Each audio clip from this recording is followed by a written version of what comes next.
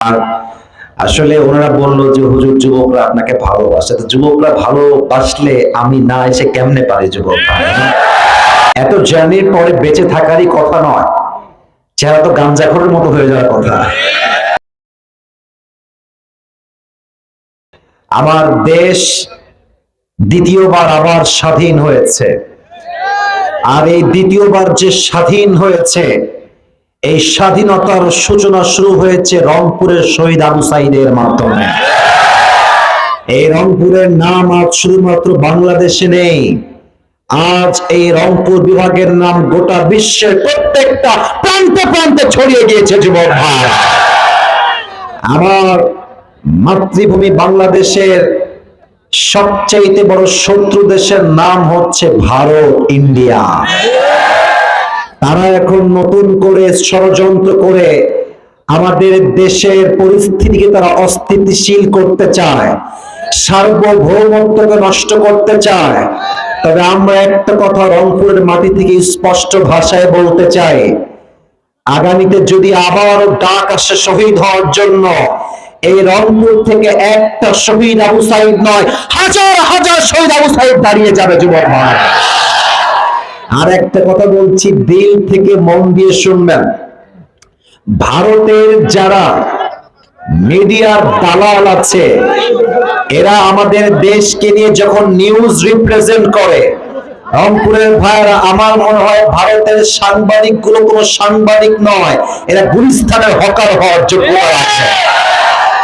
এদের যে যোগ্যতা রিপ্রেজেন্ট করা, নিউজ যখন রিপ্রেজেন্ট করে, মনে হয় যে দ্বিতীয় বিশ্বযুদ্ধ অলরেডি শুরু হয়ে গেছে। আমার মনে হয় এদেরকে কোনো নিউজ প্রেজেন্টার হিসেবে নয়, এদের যোগ্যতা গুলিস্তানে আন্ডারপ্যান্ট বিক্রি করার যোগ্যতা যুবক ভাই।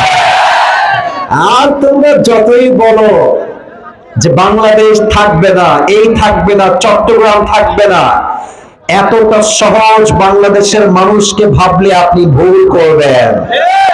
মনে রাখবেন, পানি যতই নরম হোক, পানির স্রোত যতই ঠান্ডা হোক, বা পানির স্রোত যখন একবার শুরু হয়ে যায়, পাহাড়কে ভেঙে চূর্ণ বিচূর্ণ করে দেয়। আমরা চুপ আছি মানেই যে আমরা শান্ত, তা কিন্তু নয়। মাথায় রাখতে হবে, যখন যুদ্ধ শুরু হবে, মুসলমানদের বিজয় আল্লাহ নিশ্চিত করে দেবে যুবক ভাইরা আমার।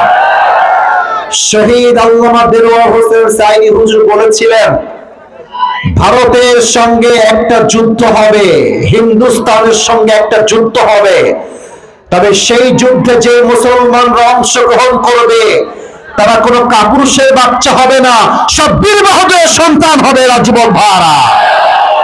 আল্লাহর হাবিব সাল্লাল্লাহু আলাইহি ওয়াসাল্লাম বলেছেন, দুই ধরনের মানুষ আল্লাহর জান্নাতে প্রবেশ করবে। এক হচ্ছে তারা, রংপুরের ছেলেমেয়েরা এদিকে তাকাও, ওদের কিচ্ছু না, এদিকে তাকাও। এক হচ্ছে তারা যারা ঈসা আলাইহিস সালামের সঙ্গে সাথী হয়ে যুদ্ধে অংশগ্রহণ করবে, তারা কিয়ামতের দিন জান্নাতে প্রবেশ করবে। দ্বিতীয় হচ্ছে তারা, হিন্দুস্তানের সঙ্গে একটা যুদ্ধ হবে, তার নাম হবে গজওয়ায়ে হিন্দ। এই যুদ্ধে যে মুসলমানরা অংশগ্রহণ করবে, বুকের তাজা রক্ত দিয়ে শহীদ হবে, তাও আল্লাহ জান্নাতে প্রবেশ করবে। ঠিক কি বলে?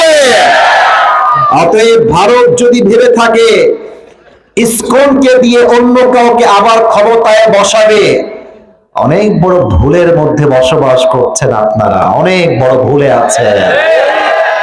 রংপুরের ভাইরা, 5 আগস্টের সকাল বেলা প্রধানমন্ত্রীর হাতে কিন্তু র্যাব ছিল, বিডিআর ছিল, আর্মি ছিল, সেনাবাহিনী ছিল, পুলিশ ছিল, এয়ারফোর্স ছিল, ল্যান্ড ফোর্স ছিল, তথাকথিত গুন্ডারিক বাহিনীও তার হাতে ছিল।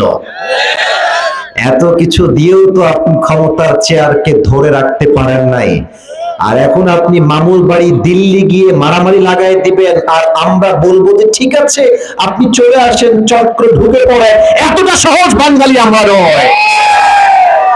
স্পষ্ট পয়গাম দিচ্ছি আমার রংপুরের ভাইরা, যদি আগামীতে এই দেশকে কালেমার পতাকা দিয়ে পক পক করে উড়াতে হয়, এই দেশের কালেমার পতাকা পক পক করে উঠবে প্রথমে রংপুরের মাটি থেকে যুবক ভাইরা। অতএব কেউ যদি ভাবে ইসকন দিয়ে সাম্প্রদায়িক দাঙ্গা লাগিয়ে স্বৈরাচারকে আবার ক্ষমতায় নিয়ে আসবে, মারাত্মক ভুল ধারণায় আছেন। যদি আগামীতে ডাক আসে রক্ত দিয়ে শহীদ হয়ে নিজের বুকের তাজা রক্ত দিয়ে আল্লাহর এই জমিনকে আবার পবিত্র করতে হবে, আল্লাহর রাজ কায়েম করতে জীবন দিতে হবে, জীবন দিতে শহীদ আবু সাঈদের মতো কারা কারা হাত আল্লাহকে দেখায় দাও।